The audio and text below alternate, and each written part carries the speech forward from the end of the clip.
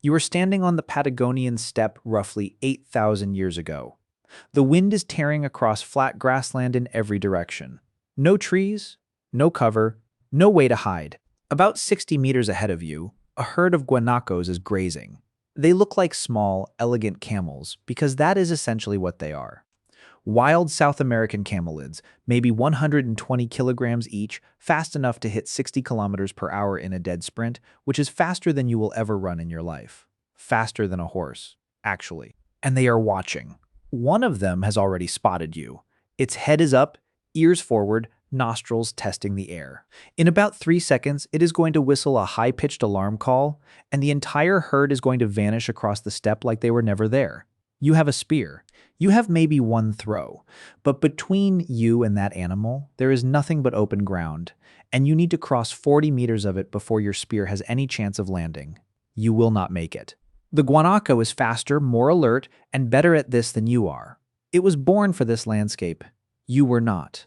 But in your other hand, you are holding something strange. 3 stones, each one wrapped in rawhide, connected by braided leather cords, roughly 2 meters long. You grip the smallest stone, begin swinging the other 2 above your head, building speed, building rotation, and then you let go. The stones spread apart in the air, spinning, and they cross the 30 meters between you and that guanaco in less than a second. They hit the legs, they wrap. The animal goes down, alive, tangled, unable to run. You did not kill it. You caught it. And that simple difference, the difference between killing and catching, between a weapon that destroys and a weapon that captures, is one of the most underappreciated innovations in the entire history of human technology. So how did someone figure out that spinning rocks on strings could bring down the fastest animal on the steppe? The answer starts much further back than you would expect, and it begins with a very old argument about some very round rocks. Let's start with what might be the earliest evidence, because it takes us back roughly 1.4 million years to a site called Ubaidiyah in the Jordan Valley in modern Israel. In 2023, a team led by Antoine Muller at the Hebrew University of Jerusalem published a study in Royal Society Open Science analyzing 150 limestone balls found at the site. These objects, which archaeologists call spheroids, had been sitting in collections and storage rooms for decades. Most researchers assumed they were byproducts of other toolmaking processes, cores that had been chipped down until they happened to look round. Muller's team ran 3D analysis using spherical harmonics and surface curvature mapping, and they found something that changed the conversation. These stones were not accidentally round. They were intentionally shaped. The reduction pattern showed that whoever made them was systematically napping the surface to achieve spherical geometry. They had a goal in mind, a mental image of a sphere, and they kept working until the stone matched it 1.4 million years ago. A hominin species with a brain roughly 2/3 the size of yours was sitting somewhere in the Jordan Valley, deliberately carving a rock into a perfect ball. The question nobody can answer yet is why. Here is where the argument gets heated. In 1971, Mary Leakey published her landmark work on Olduvai Gorge in Tanzania, where she classified spheroids found at the site, dating back roughly 1.8 million years, as potential missiles or bolas, stones. Her idea was straightforward. They are round, they are the right size to throw. Maybe early hominins tied them together with vines or tendons and used them to bring down prey. It is a compelling hypothesis, but it has a problem. Vines and tendons do not survive 1.8 million years in the ground. There is no physical evidence of cords, no trace of binding material, no way to prove they were ever attached to anything. In 1997, Mohammed Sanouni, Kathy Schick, and Nicholas Toth published a paper in the Journal of Archaeological Science that argued the opposite. They conducted experimental replication studies and demonstrated that you could produce spherical stones simply by using them as hammerstones to nap other tools. The round shape was not the goal. It was the leftover. The sphere emerged naturally as the core got used up. Not a weapon, just a worn-out tool. And the debate sat there for nearly 2 decades until 2016, when Andrew Wilson at Leeds Beckett University tried something different. His team analyzed 55 spheroids from the Cave of Hearths in South Africa, dating to roughly 500,000 to 700,000 years ago, and ran biomechanical simulations to test whether these specific stones could function as projectiles. The result? 81% of them were the optimal size and weight for effective throwing. An expert thrower could inflict serious damage on medium-sized prey at distances up to 25 meters. Wilson pointed out something important. If these stones were only intended as pounding tools, you would expect them to be as heavy as possible. More mass means more crushing force. But many of them clustered around a weight range that was optimized not for crushing, but for throwing. That is a different design logic entirely. Now, Wilson's study does not prove they were bolas. It proves they could have been thrown. A single thrown stone is a projectile. A bola requires cords, multiple stones, a rotational mechanism, and the cords are gone. So here is where we stand on the African spheroid question. Were they bolas? Probably not, at least not in the way we think of bolas today. Were they deliberately shaped? Yes, almost certainly. Were they thrown at animals? Possibly, even probably. But proving it conclusively would require finding organic binding material that does not survive a million years in tropical soil. Think about that for a second. The answer to whether our ancestors invented the bola a million years ago is literally rotting in the ground somewhere in East Africa, and it rotted away roughly 999,000 years ago. Now, the earliest confirmed bolas, the ones nobody argues about, come from South America, specifically Patagonia. Archaeologist Junius Bird excavated Fells Cave in southern Chile in the 1930s. The site held evidence of human occupation stretching back to roughly 10,000 BC, and among the artifacts were grooved stone balls, bola weights found alongside the famous fishtail projectile points that defined the earliest human cultures in the southern cone. These are real bola stones, grooved to accept a chord, shaped to a consistent weight. Found in a region where the ethnographic record confirms bola's use by later indigenous peoples for thousands of years afterward. And they are over 12,000 years old. More bola stones turned up at the Marazzi 1 site in Tierra del Fuego, at the very bottom of the continent, in layers dating to the Middle Holocene. The pattern is clear. From the earliest human presence in Patagonia, bolas were part of the toolkit. And the construction of a bola, when you actually look at what is involved, is more sophisticated than most people realize. You need stones, obviously, but you do not use just any stones. You need dense, heavy, smooth stones that will not shatter on impact. Granite works, basalt works. You need them to be roughly the same weight, because if one stone is significantly heavier than the others, the whole system wobbles in flight and the spread becomes unpredictable. Some cultures grooved the stones to accept the chord. Others wrapped the stones entirely in rawhide pouches, stitched tight with the cord emerging from one end. That is leatherworking. You need the cords themselves, and these were typically braided from rawhide strips, sometimes from guanaco hide, sometimes from cattle hide in later periods. Braiding, not just twisting, braiding. 3 or 4 strips of raw leather intertwined to create a cord that is stronger than any individual strip. A single strip of rawhide can snap under the centrifugal force of a spinning bola. A braided cord holds. The total cord length from the grip point to each stone was usually about 1.5 to 2 meters. And here is a detail that tells you how much accumulated knowledge went into this. In the 3-stone boleadora, one cord was deliberately made 3 to 4 inches longer than the other 2. That difference is tiny, but it ensures that the stones spread properly in flight instead of tangling around each other. Somebody figured that out, and then they taught it to someone else. And that person taught it to someone else. And the knowledge survived for thousands of years. But here's the thing about Patagonia that makes the bola make sense. Look at the landscape. It is flat, open wind-blasted grassland stretching to the horizon in every direction. There are no forests to ambush from, no ravines to funnel prey into, no dense cover to hide behind.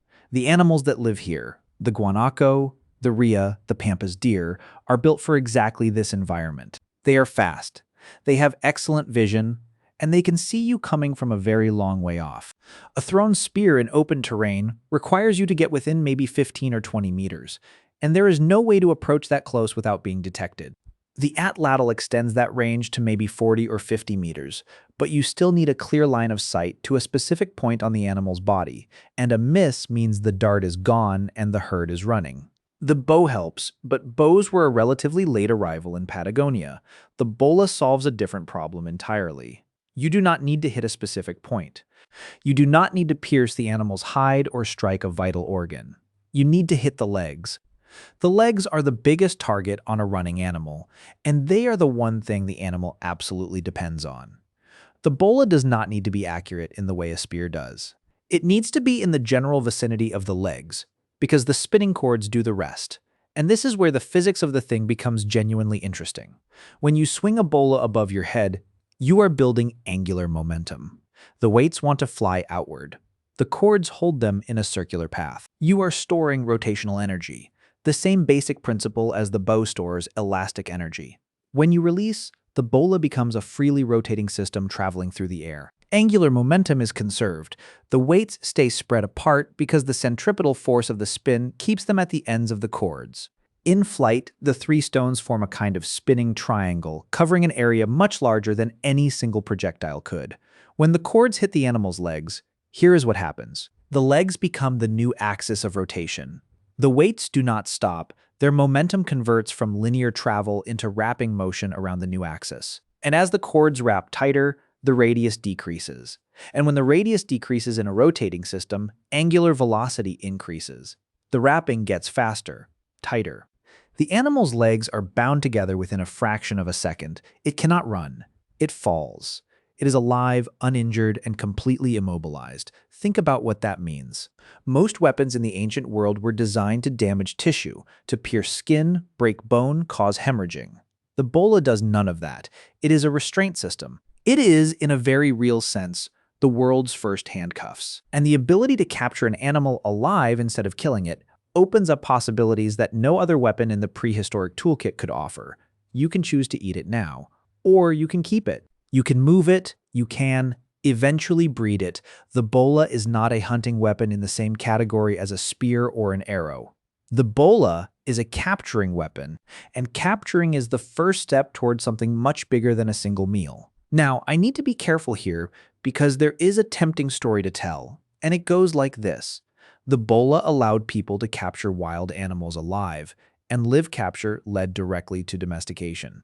The connection is appealing, but the archaeological evidence does not support a clean, direct line.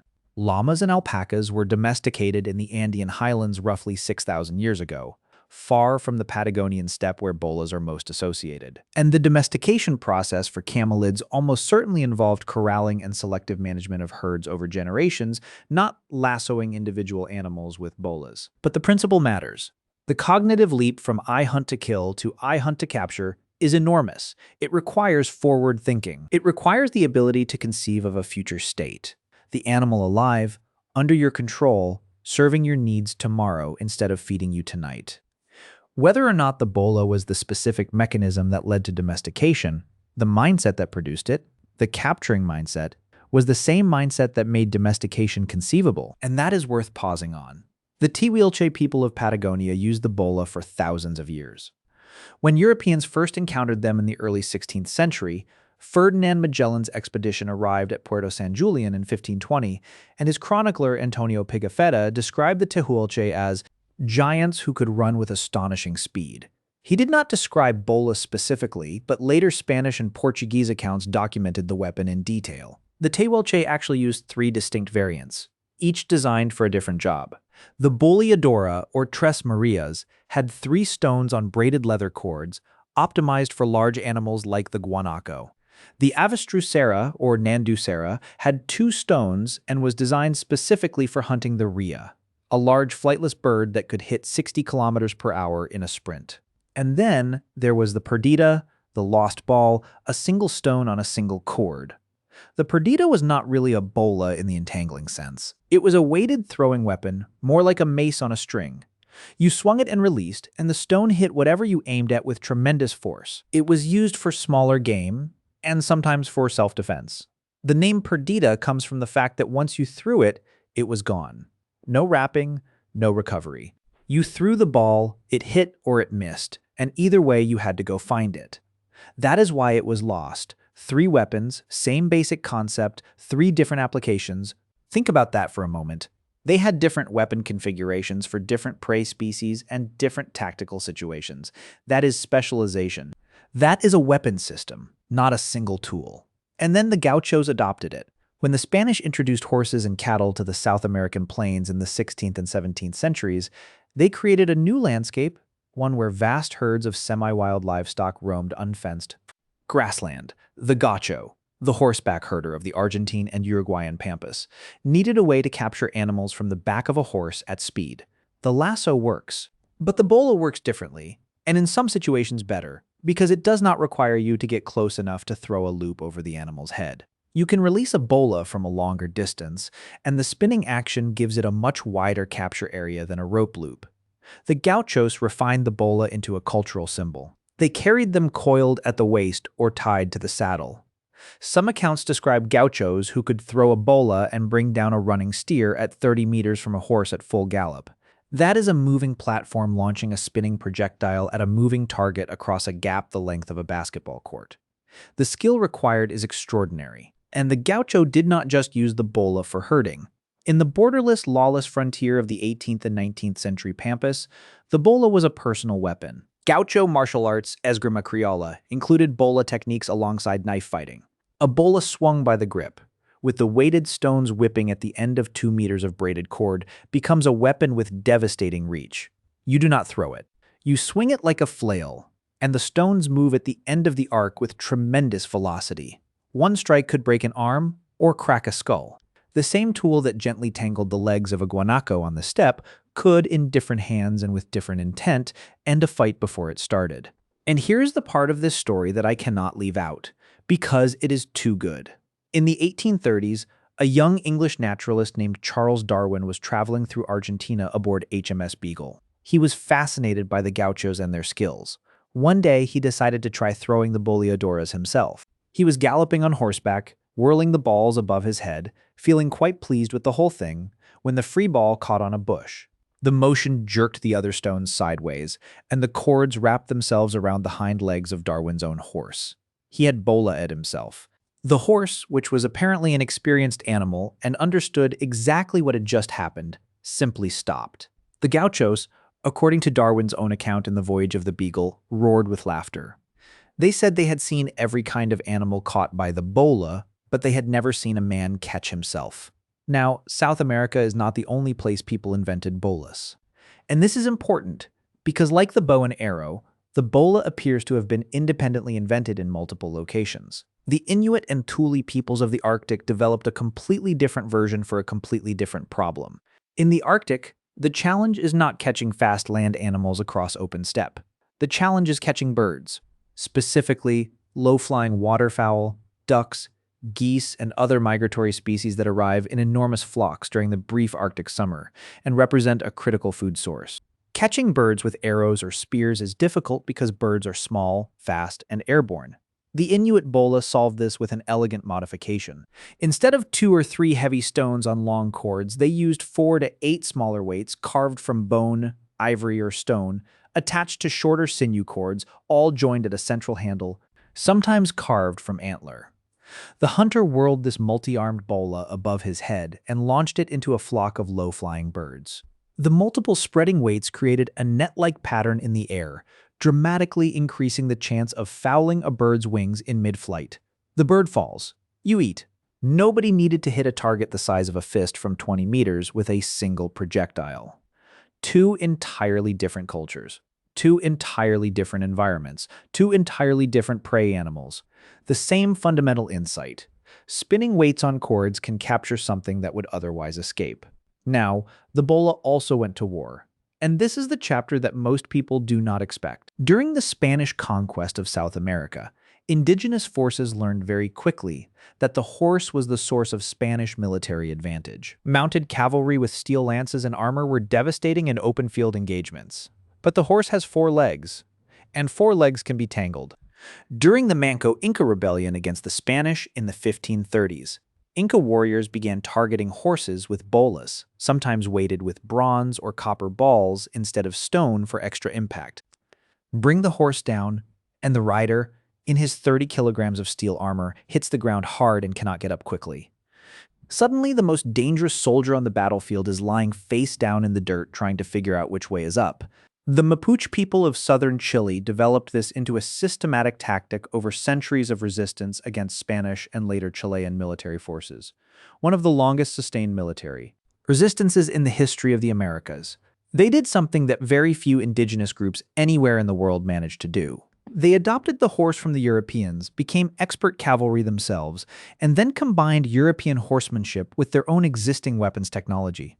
A Mapuche horseman charging with bolas had a tactical option that no European cavalryman possessed. He could disable the enemy's horse from a distance, dismount the rider without killing the animal, and then take the horse for his own forces. That is not just combat. That is logistics. You are not destroying the enemy's resources, you are capturing them. The same philosophy as the original hunting bola applied to war. Not to kill, to take. Think about what that represents for the story of the bola. A weapon invented to capture animals for food was adapted to capture enemy horses in battle. Not to kill. To capture the same design philosophy across thousands of years and completely different contexts. The principle did not change. The application did. So, how did humans invent bolas? The answer, based on the evidence we have, is that people probably started throwing stones very early, possibly over 1 million years ago, and those African spheroids may represent some of the first deliberately shaped projectiles in human history. But the leap from a thrown stone to a bola, stones connected by cords that spin and entangle, that requires cordage technology. And cordage requires either twisted plant fibers or processed animal sinew, technologies that themselves required cognitive sophistication and planning. The oldest confirmed bola weights in the archaeological record come from Patagonia, roughly 12,000 years ago, from cultures that needed a way to bring down fast animals across open terrain where no other weapon in their toolkit could reliably reach. The environment created the problem. The material created the opportunity. The human brain created the connection. And what makes the bola genuinely unique among ancient weapons is this: it does not destroy. A spear kills, an arrow kills, a sling stone kills, a sword kills. The bola does not. The bola captures. It takes a fast, powerful animal, an animal that can outrun you, outmaneuver you, and disappear across the horizon before you can blink. And it stops it cold. Without a wound, without blood, without damage. Just 3 stones, some braided cord, angular momentum, and an idea that nobody had ever had before. The probability that the bola was independently invented by multiple cultures in different parts of the world, rather than spreading from a single origin, is very high, roughly 85 to 90% based on the geographical separation and the lack of contact between Patagonian and Arctic peoples during the relevant periods. The same problem, solved the same way, by people who never met. That is not coincidence. That is convergent invention. The physics of spinning weights and the anatomy of animal legs create constraints so specific that there are really only a few ways to solve the problem. And different people, separated by thousands of years and tens of thousands of kilometers, found the same one. Tonight, somewhere in Patagonia, the wind is blowing across the same flat steppe it has been blowing across for 12,000 years. There are still guanacos out there. They are still fast. They are still watching. And somewhere in a museum in Buenos Aires, or in a glass case in Santiago, or in a drawer in a university archaeology lab in London, there's a smooth, grooved stone shaped by a hand that has been dust for millennia, tied to a cord that rotted away before anyone alive today was born. The stone is all that is left. But the idea behind it, the idea that you could spin something, release it, and stop an animal cold without ever touching it, that idea is still spinning. It never stopped.